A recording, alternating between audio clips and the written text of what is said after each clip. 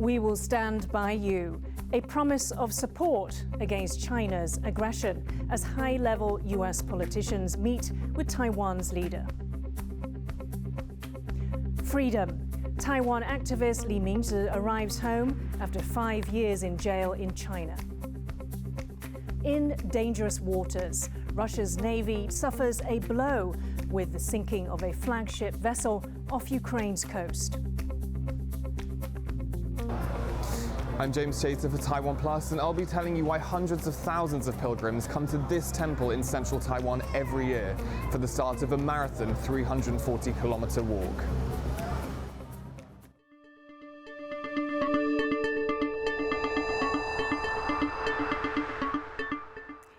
A warm welcome to TaiwanPlus News. I'm Yin Khvat. 6 US lawmakers have conveyed Washington's support for Taiwan in a meeting with President Tsai. In the capital, Beijing has warned against the visit, saying the two sides are going down a dangerous path. The 24-hour trip to Taiwan is part of a regional tour that includes stops in Australia and Japan for security talks. James Chater has the details. We will stand by you. Those are the words of US Senator Lindsey Graham as the delegation of 6 senior US lawmakers met with Taiwanese President Tsai Ing-wen. America has been politically divided, but I want you to know when it comes to Taiwan, we're united. The US politicians added they were convinced the US would stand by Taiwan in the event of Chinese provocation. Beijing claims Taiwan as part of its own territory. To abandon Taiwan would be to abandon democracy and freedom. Taiwan's president said the visit demonstrated the rock-solid relationship between the two sides, at a time when all eyes are on the conflict in Eastern Europe. 俄国入侵乌克兰的事件也显示，民主国家应该强化结盟的力量，共同防御威权国家对于区域和平的干扰以及威胁。 The delegates' visit comes shortly after US House Speaker Nancy Pelosi called off a trip to Taiwan after testing positive for COVID. She would have been the most senior US official in office to visit Taiwan in decades. Her proposed trip faced backlash from China, and Beijing's response to the 6 lawmakers' visit was no different. 美方应恪守一个中国原则和中美3个联合公报规定，停止美台官方往来，不要在危险的道路上越走越远。 Robert Menendez, chair of the US Senate Foreign Relations Committee, said Beijing's outrage did little to dissuade the lawmakers. We understand that here in Taiwan, here in this region, this is where the future is. The question before us is not a choice between the United States and China. It's a choice between what worlds do we want to live in. Following their 24-hour Taipei stop, the US lawmakers head to Tokyo to continue security talks on the region. Chris Marr and James Chater for TaiwanPlus. Our reporter James Chater spoke to Huang Kuei-po at Taiwan's National Zhengzhi University for more on the significance of this visit. I think it's been a long tradition of the US Congress showing support for Taiwan when Taiwan is facing a rise in mainland China. So these visits made by US Congress, again, demonstrate a great endorsement of Taiwan's robust democracy and Taiwan's robust society against a rise in mainland China.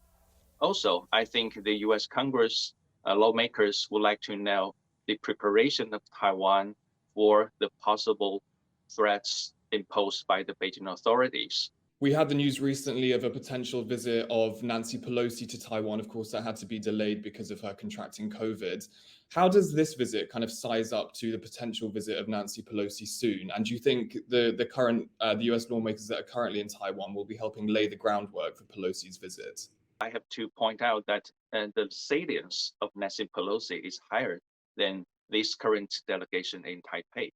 So I would assume that maybe the Beijing authorities would have a vehement opposition of Nancy Pelosi's visit to Taiwan.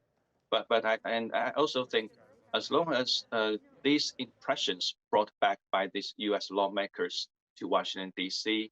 Can be heard and seen by others in the States, I think that would be of great help for further Taiwan-US people-to-people or even official-to-official interactions. The US lawmakers will be heading to Tokyo after their visit to Taiwan. How do you think what they're going to be discussing in Taipei is going to figure in some of the discussions they have with Japanese officials when they get to Tokyo? I think one of the most important messages brought to Japan by the US lawmaker delegation would be that Taiwan would like to be one of the stabilizing force helping US-Japan security alliance in East Asia. Also, I think the US delegation would know the very much high interest of Taipei in joining US-Japan-Taiwan trilateral security dialogue, which has been pushed by many people for the past decades. Taiwanese democracy activist Lee Ming-che has returned home after 5 years in a Chinese prison. The NGO worker from Taipei arrived at Taoyuan International Airport on Friday morning. He is now in quarantine. Lee was detained in 2017 after entering China from Macau. He was later sentenced to 5 years imprisonment for subverting state power. He completed his sentence earlier this week. For more on Lee's case and political persecutions in China, our reporter Ryan Ho Kilpatrick spoke to Human Rights Watch senior China researcher Ya Qiu-Kwang.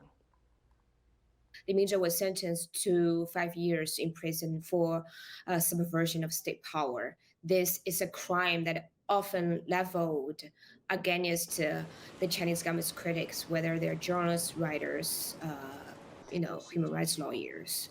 And the reason to sentence Lee Ming-che to 5 years was related to the democratic activities he had done. He had always had a communication with mainland activists, human rights lawyers, to talk about democracy issues. And that was the reason why he had to spend 5 years in prison. This is good news for Lee, his loved ones, and well-wishers in Taiwan and around the world. But really, what is the state of political detentions in China? How common is it, and how many more people are still in a situation like his? Numerous human rights lawyers, writers, activists have gone to jail for many years for doing completely peaceful activities. Some just write some articles criticizing Beijing's human rights abuses. Some just represent people in the court, people who were persecuted for religious beliefs and other issues. And those are numerous people. We don't know the number. Most of them are Chinese citizens, and some are foreign citizens like Lee Ming-che. The human rights situation in China overall has gone much worse and worse since Xi Jinping took in power. Earlier this week, New Zealand made the landmark decision to extradite one of its permanent residents to stand trial in China, arguing that they wouldn't face a torture or unfair trial there. What did you think of this decision? I'm baffled by it. Just the level of ignorance of the New Zealand Supreme Court. Have you read any reports by Human Rights Watch and other organizations on the conditions in Chinese prisons and the grave injustice, the opaque system, the justice system? So I'm just baffled by why the decision was made. How could the judges believe that the person would receive fair trial and not be tortured after he was sent back to China? Taiwan has announced new rules that will cut the number of COVID-19 patients in hospitals. It's also drawn up plans to get millions of rapid test kits to places where they are most needed. There has been a record number of COVID cases in Taiwan in the past few weeks. The country recorded 1,284 new cases on Friday. It's the first time daily infection numbers have crossed 1,000. John Van Trieste has more. Taiwanese hospitals have stopped admitting most COVID patients. From Thursday, they're only taking those 70 and older, those at least 36 weeks pregnant, those needing dialysis, and those with moderate or severe symptoms. So far, 99% of COVID cases in Taiwan are mild. But with case numbers expected to rise, the move will free up beds for the most vulnerable. Beds aren't the only issue, though. Pharmacists say there just aren't enough test kits to go around. 供应商他现在除了要供给这些零售的业者以外，还要再准备供给政府以提供像快筛国家队以及一些公费的乐趣的一个发放的使用，所以的确现在交货上是有点困难的。The government is working to end this shortage, and to make sure it succeeds, it's bringing in the military. 在今天启动了征用快筛剂，特别要感谢国军弟兄再一次的投入人力帮忙。我们现在希望能够很快的达到每个月生产4000万剂的目标。New rules mean that clinics and infection hotspots will have priority for getting these tests. Thursday also saw Health Minister Chen Shizhong start a week-long period of self-health management. That's after a reporter who'd been at one of his press conferences earlier in the day tested positive for COVID. Chen was at a safe social distance from the reporter and was wearing a mask, but he's expected to take a rapid test as a precaution if no symptoms appear in 2 days. Patrick Chen and John Van Trieste for TaiwanPlus. And now to the conflict in Ukraine. It's 50 days since Russia launched its invasion of the Eastern European country. Russia's defense minister has confirmed that one of its navy's most important warships has sunk in the Black Sea. It's seen as a massive blow to Russia's forces, who are facing fierce Ukrainian resistance on the ground. This is the guided missile cruiser Moskva, pictured here in the Black Sea this February. Russia's defense military has now confirmed that this vessel, the flagship of its Black Sea fleet, has sunk. Ukraine is claiming responsibility. В Чорноморській операційній зоні протикорабельними ракетами «Нептун» уражений крейсер «Москва», флагман Чорноморського флоту Росії, отримав суттєве пошкодження. Виникла пожежа. Інші одиниці корабельного групування намагалися надати допомогу. Але шторм і потужний вибух боєзапаси перекинули крейсер, і він почав тонути. But Russia maintains it was damaged after an explosion on board and then sank as it was towed to harbour. However it sank, US military officials see it as a big blow to Russia. This is a cruiser. They only have 3 in this class. It's a ship that is roughly 600 feet long. It has a crew of almost more than 400, almost 500 sailors on board. And it's basically designed for air defense. That's what this ship is designed to do, not unlike our own cruisers. So it's going to have an impact on their capabilities, certainly in the near term. Whether it has an impact on their naval capabilities in the long term is just unclear right now. Ukrainian serviceman Roman Gribov, who in the initial days of the war offered an expletive when Russia demanded his surrender, is being honoured for standing up to Russia's Black Sea fleet. After being returned to Ukraine in a prisoner swap, Ukrainians are now rushing to buy postage stamps commemorating his act of defiance. I think it shows the resilience of people. It shows how Ukraine will fight and, as we all know, win.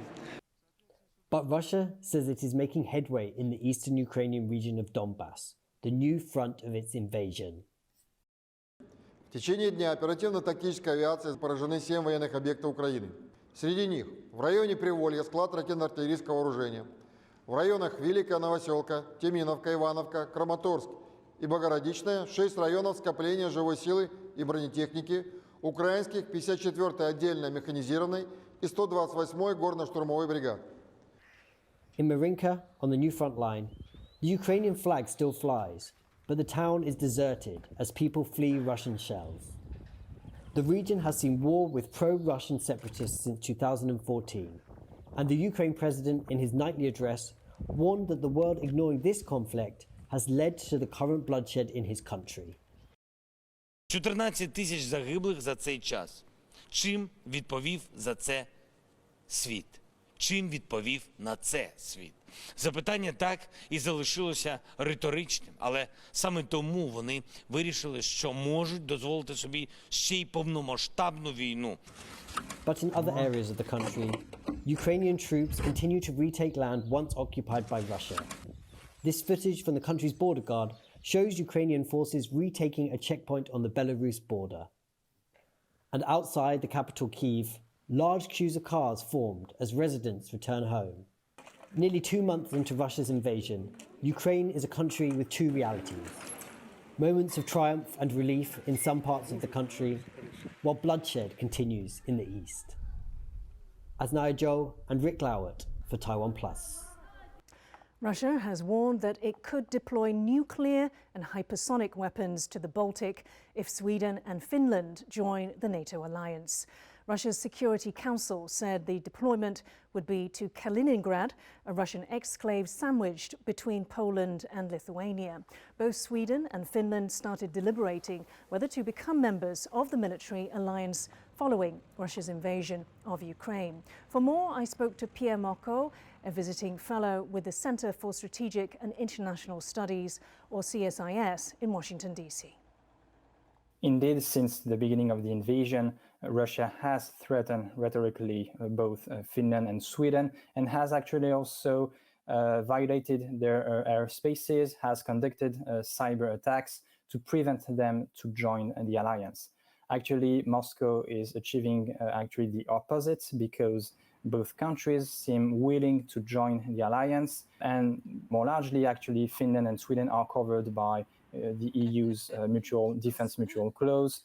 They have also closed bilateral and defense ties with the United States and other countries. Russia has said that it could deploy nuclear warheads to the region.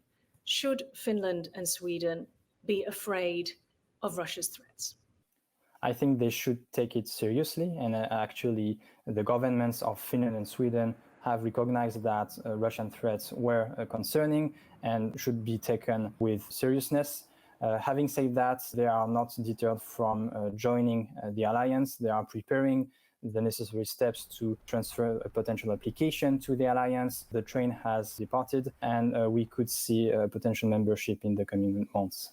The joining of these two countries to NATO, what is the significance of this? How much impact does this actually mean to Russia? This could be a major development for the region, because both Sweden and Finland are decisive actors in the domain of defense. They have credible and robust armed forces. They are already interoperable with NATO forces, so they could effectively contribute to the security of the Euro-Atlantic area.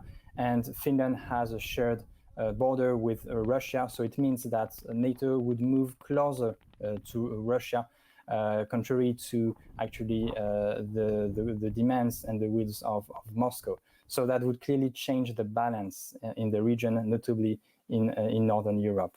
Why is the sinking of the Black Sea warship a big blow to Russia? The loss of the Russian warship Moskva in the Black Sea is a severe blow for the Russian Navy. First, because this ship was a central piece of the Russian Navy of the Black Sea. Second, because it signaled that the Russian armed forces are making additional miscalculation and mistakes, and that they are not fully prepared for such campaign. And third, it is also a signal that the Ukrainian army is now more capable and have the missiles which can target ships. So actually, this is clearly a moment where there is a change in the balance between the Ukrainian and the Russian armies, even though I do not consider that as a game changer in the campaign.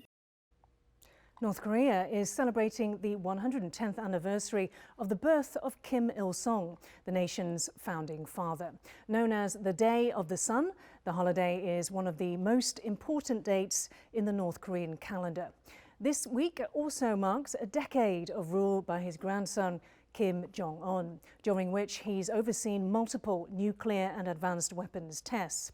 One example is the Intercontinental Ballistic Missile, or ICBM, which is believed to be capable of striking the continental United States.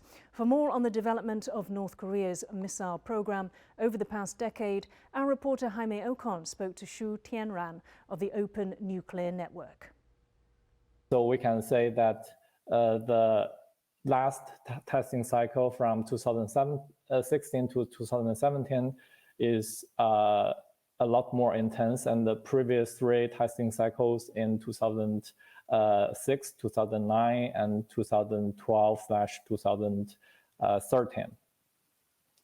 And with a total of 6 nuclear tests, So under Kim Jong-un's reign, a total of 4 nuclear weapons have been tested, 4 nuclear devices have been detonated, and 2 successful satellite launches and 3 ICBM tests. So we can say under his reign, the nuclear weapon programs has been quite active. When North Korea does fire a ICBM or a medium-range ballistic missile or even a cruise missile, what's the primary message that it's trying to send to the international community? Well, first, I think whenever they fire a missile, first is always about their own development of weapons. No country can develop their weaponry without testing. And there is, of course, this whenever they make public of their test launches, there is this value in domestic propaganda and agitation. And also, of course, the outside world can also interpret the launches as their signal of, well, not like we're not giving up our self-defense, we're not giving up our nuclear powers, or that the North Koreans are trying to get more attention and forcing their counterparts back to the negotiation table and trying to relieve some of the sanctions. Here in Taiwan, hundreds of thousands of people participating in the Dajia Mazu Pilgrimage are coming to the home straight of the 9-day marathon walk. The festival celebrates the sea goddess Mazu's birthday. Pilgrims carry her statue over 340 kilometres through the central part of the country. Our reporter James Chater joined the most critical part of the route to find out more about this uniquely Taiwanese festival.